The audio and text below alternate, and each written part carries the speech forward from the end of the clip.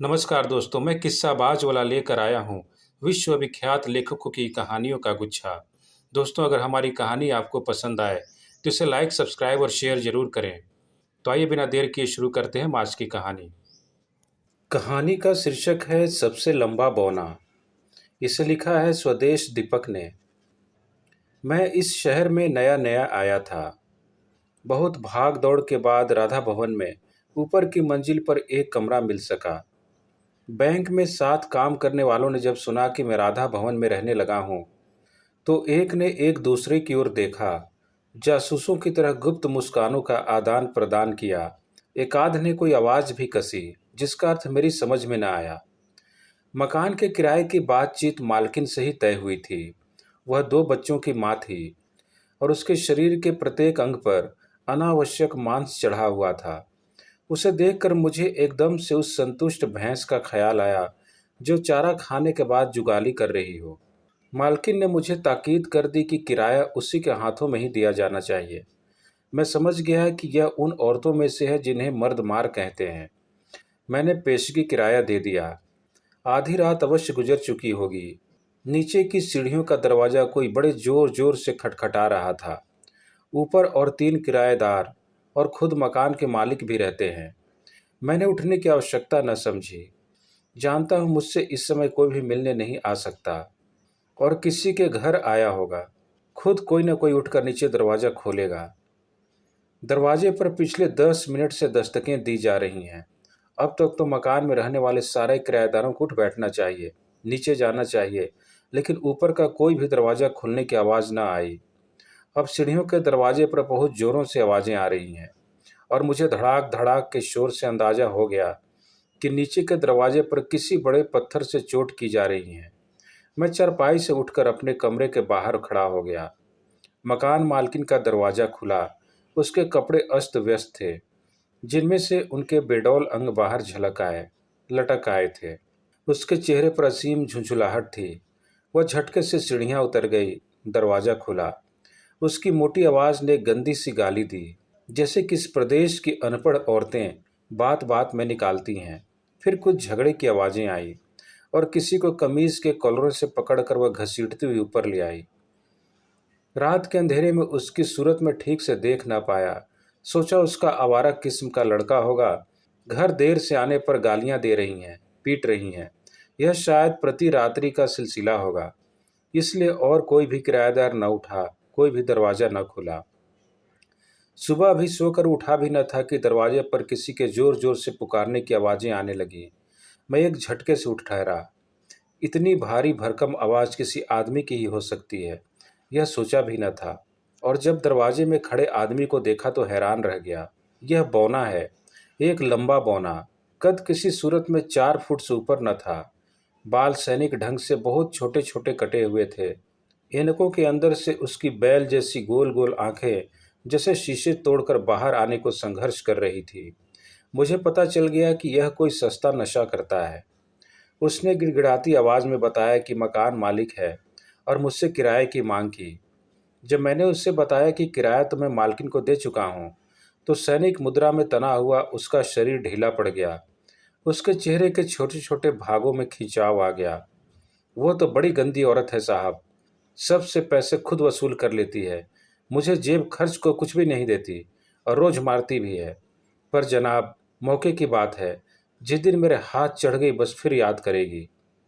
मैंने नोट किया कि स्टेज के खलनायकों की तरह उसे हाथ उठाकर और आंखें इधर उधर घुमाकर बात करने की आदत है। संवाद भी बिल्कुल फिल्मी ढंग से बोलता है। मैंने सोचा कि यह 4 फुट का आदमी उस लंबी तगड़ी पत्नी को क्यों कर ठीक करेगा। उसकी कमर तक भी तो नहीं पहुंचता। तभी नीचे का दरवाज़ा खटका। गांव का दूधी दूध ऊपर ला रहा है। इसके चेहरे पर अपार घृणा तैर रही है। सोचा मालकिन दरवाजे पर आकर दूध लेगी, लेकिन नहीं। वह आदमी धड़ाके से अंदर चला गया। फिर मालकिन ने कमरे का दरवाज़ा बंद कर लिया। काफ़ी देर तक अंदर से कह कहूँ की आवाज़ें आती रही। फिर तेज कदमों से यह बंद दरवाजे के सामने पहुंच गया। इसने दो हथड़ पीटना शुरू कर दिया। कुछ देर बाद दरवाज़ा खुला। दोधी के शरीर ने दरवाजे को जैसे भर दिया। यह अपने दोनों छोटे छोटे हाथों से उछल उछल कर उसकी छाती पर मुक्के मार रहा है। और दूधी लगातार हंसे जा रहा है। फिर उसने बड़े हल्के हाथों से इसे परे धकेल दिया। इसका छोटा सा निर्बल शरीर इस धक्के से नीचे गिर गया और वह दूधी बड़ी विजयी मुस्काने उछालता हुआ नीचे उतर गया। अब वह हाथ पैर पटक पटक कर बीवी को गालियां दिए जा रहा है, उन दोनों का खून करने की धमकियां दे रहा है। बीवी के माँ बाप, उसके सारे खानदान का बखान मोटी मोटी पंजाबी गालियों के माध्यम से कर रहा है। शायद वह हद से आगे बढ़ गया है। बीवी अंधड़ की तरह बाहर आती है, उसको हाथ से पकड़ती है और घसीटती हुई अंदर ले जाती है। दरवाज़ा बंद हो जाता है। अंदर से मार पिटाई और इसकी गालियां देती मोटी खलनायक आवाज़ें बहुत देर तक गूंजती रहती हैं। बैंक में चाय पीते हुए खजांची ने इस लंबे बौने के बारे में बताया कि उसका बाप शहर का प्रसिद्ध व्यापारी था। जिस मोहल्ले में मैं किराए पर रहता हूँ, वह सारा का सारा उनका था। पिता की मृत्यु के पश्चात लड़के ने एक एक करके सारे मकान बेच डाले, क्योंकि किसी प्रकार का कोई काम कर लेने का उसके लिए सवाल ही नहीं उठता था। पढ़ाई हुई ही नहीं, क्योंकि साथ पढ़ने वाले लड़के इससे बहुत छेड़ते थे, पीटते थे। बाप ने पैसे के बल पर इस लड़की से इसकी शादी कर दी।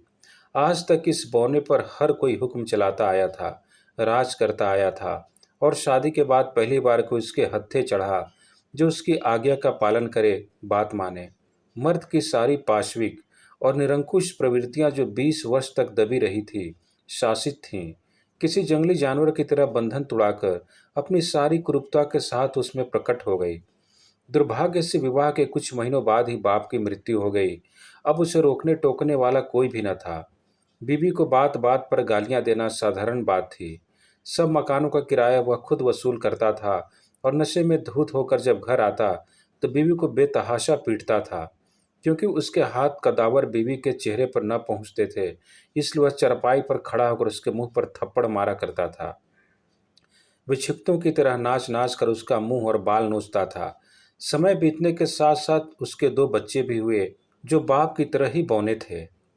और अपने जैसे बच्चे देखकर उसकी क्रूरता और अधिक बढ़ गई। नशा करने की लत इस हद तक बढ़ गई कि कई बार घर में खाने को कुछ भी न बचता था। मोहल्ले के सारे लोगों के आगे पत्नी ने रोना रोया और किराएदारों ने मिलकर निर्णय किया कि आगे से किराया के पैसे बीवी को ही दिया करेंगे। और एक दिन तो उसका अत्याचार सीमा लांघ गया। जब पत्नी को पीटते पीटते उसके नन्हे हाथ थक गए तो उसने पास ही पड़ी ईंट उठा ली। अपनी बचाव की सहज प्रवृत्ति उस औरत में भी जागृत हो गई।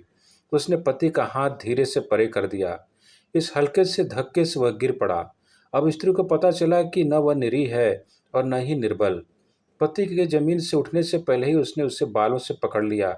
इतना मारा कि पति के नाक मुंह से लहू निकलने लगा, और अगर आसपास के लोग न छुड़ाते तो शायद उसकी जान ही ले लेती। और तब से उसके बुरे दिन आरंभ हो गए। पत्नी उससे प्रतिकार लेने के लिए तरह तरह के मर्दों से संबंध रखने लगी। पता नहीं अपने माँ बाप के प्रति, सारे संसार के प्रति उसके मन में कितनी घृणा होगी कि इस लंबे बौने को उसे अपना पति मानना पड़ रहा है। आज तक उसके साथ बाहर नहीं निकली। नई नई शादी हुई थी।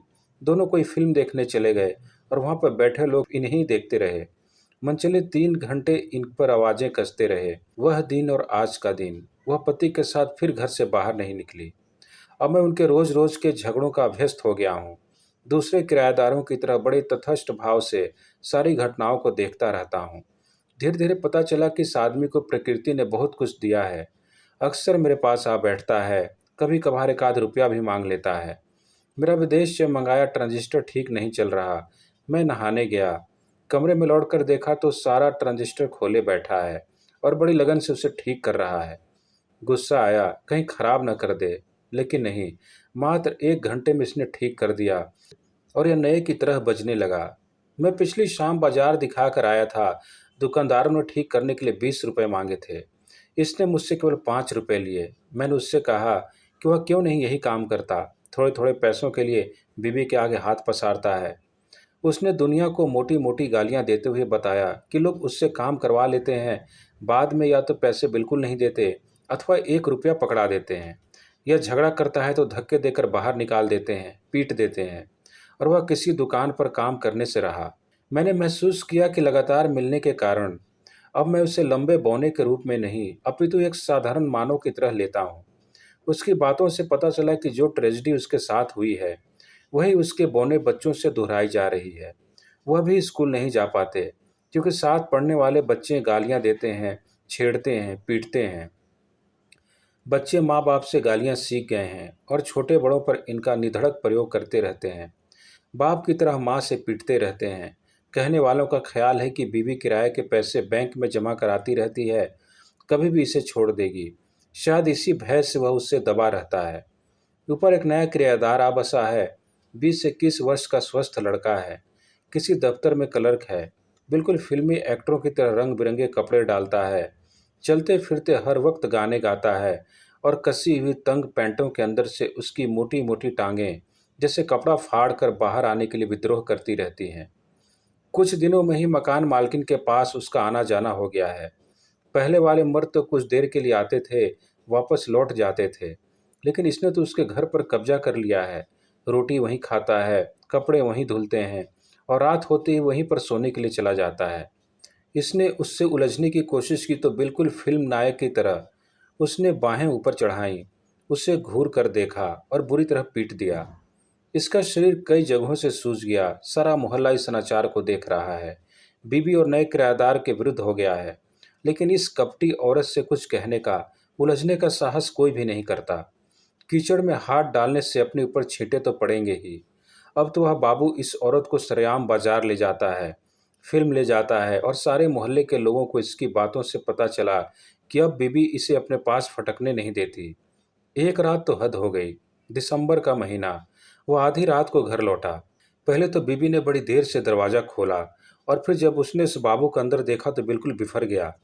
बीबी के लंबे बाल अचानक इसके हाथों में आ गए। वह उसे पीटती जा रही है और यह अपने सारे वजन के साथ उसके बालों से झूल गया। बीबी की चीखें निकल रही हैं और तभी वह बाबू बाहर आ जाता है। बीबी को इसके हाथों से छुड़ाता है। दोनों मिलकर इसे बेतहाशा पीटते हैं।